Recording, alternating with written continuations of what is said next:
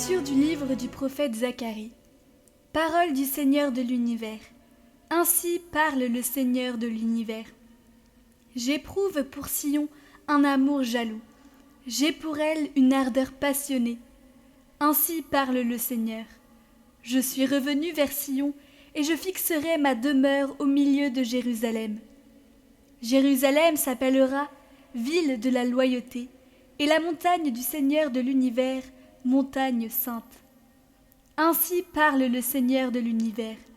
Les vieux et les vieilles reviendront s'asseoir sur les places de Jérusalem, le bâton à la main à cause de leur grand âge. Les places de la ville seront pleines de petits garçons et de petites filles qui viendront y jouer. Ainsi parle le Seigneur de l'univers. Si tout cela paraît une merveille aux yeux des survivants de ce temps-là, ce sera aussi une merveille à mes yeux, oracle du Seigneur de l'univers. Ainsi parle le Seigneur de l'univers. Voici que je sauve mon peuple en le ramenant du pays de l'Orient et du pays de l'Occident. Je les ferai venir pour qu'ils demeurent au milieu de Jérusalem. Ils seront mon peuple, et moi, je serai leur Dieu, dans la loyauté et dans la justice.